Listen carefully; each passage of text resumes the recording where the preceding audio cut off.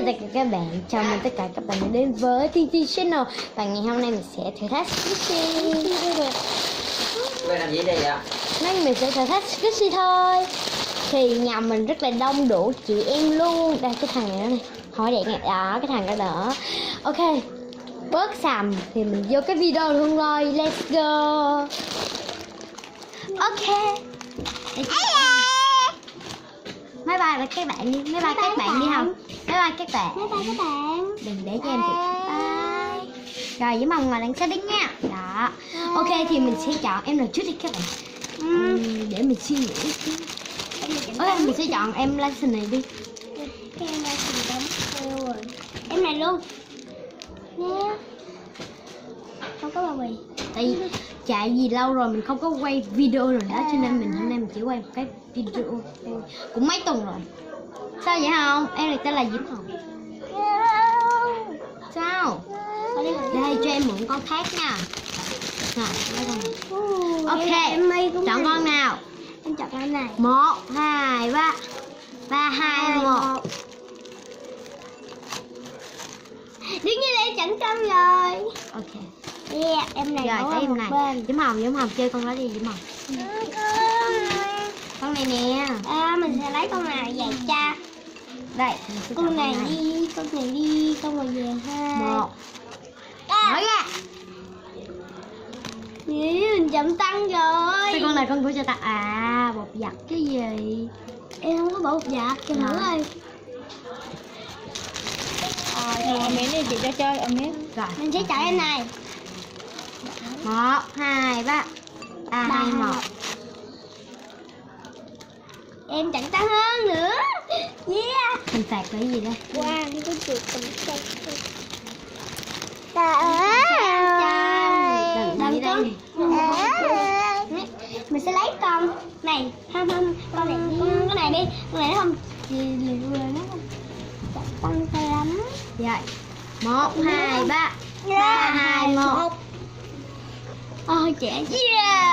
Mình chỉ thắng được có một con mà thôi. Mình được 3 điểm. Trẻ có một điểm mà thôi. Là điểm nha. Mình sẽ đừng cân. Diễm Hồng cầm vô. Em này là bị gắt. Thì mình sẽ Gia đình đông vui. Đừng Á Hà, cái gì mà Á Hà qua chơi với anh Cường đi kìa. Anh Cường tí treo ơi. Thôi đi. Mình sẽ chọn em này. Rồi qua chơi với anh Cường Thúi đi kìa. Đừng anh đó thì mình đặt tên là Cường Thúi đó các bạn ạ. Ok, mình sẽ chọn em này. Mình sẽ chọn em này. 1, 2, 3. 3, 2, 1. Không bị chạy sát nha. Nè. Ê mình thắng ok. Trời ơi, vẫn là 3 điểm, chị là 2 điểm rồi. Diễm Hồng chọn này con đúng không? Sẽ chọn này đi. Em này, mình sẽ chọn em Banata. 1, 2, 3. 3, 2, 1. Đương nhiên là trái sẽ lớn rồi, tại vì trái rất là dày nè. Ok, sẽ chọn em này. Luôn cho lên. Đừng có 1, 2, 1, 2, 3. 3, 2, 1. Bằng giấy Mình thắng. Ê, lấy em này, lấy em này, em lấy em này. chắc sẽ em chuối. Ồ, Em còn 2 em á chị. 1, 2, 3. 3, 2, 1. Muốn vô. Yeah, mình chậm tăng hơn. Tại Tại giải vì sát. mình không hề ép sát luôn á các bạn này, cho các bạn xem nha, mình không hề ép sát, mình lấy ra cho tất cả các bạn xem luôn nè. Giấy chuối này vẫn còn nguyên vẹn nha. Nè bóp nè. 2, 3. Không đè luôn nha. Tự như là mình thắng rồi. Tại cái xin là cực kỳ. Bây giờ em có mấy con thắng rồi vậy? Em có 4 con thắng thôi à. Ồ vậy là chị Em có 5 con thắng à. trời chạy chị luôn á. Chị cũng có 5 con thắng. Đi đâu? Không đi đâu. Ok, những cái Squishy này mình mới mua từ ở Aurora Shop. Mình cũng mua giống như con nè. Mấy đâu? Cái này sọt cho em. Và cũng có vài em mình mua ở Top Shop nữa. Chị để coi em là slow hơn chọn em màu vàng. Tại vì nếu em màu vàng Bây giờ em bằng nhau đúng không các bạn, thì chúng ta sẽ gặp cái thử thách đó chính là thử đây. Rồi em lấy con nào ra? Lấy con nào? lấy 1, con này. 2, 3. 3, 2, 1. Không em không. Oh my god. Bằng nhau. Bằng nhau đây.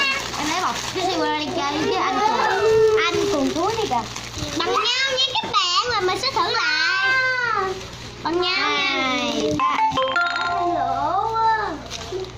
Ê, gì nhau mau biết rồi. Chị lên nào. Lại đây.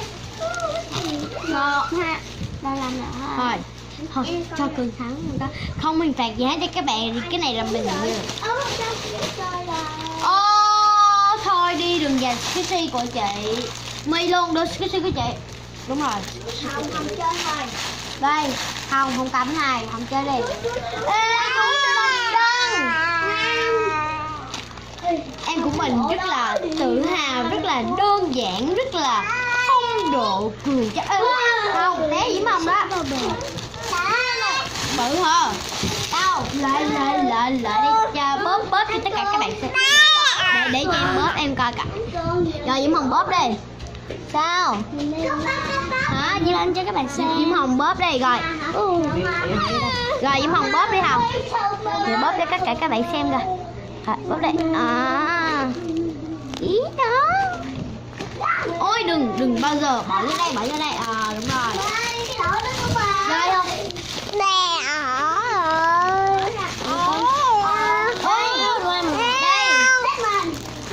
Đồng đi qua đây nè sắp ra cho em chơi với nghẹt cái giường nghẹt cái miệng luôn rồi bây giờ thì nhớ like và subscribe đừng quên đăng ký kênh channel của mình nhé bây giờ bye bye.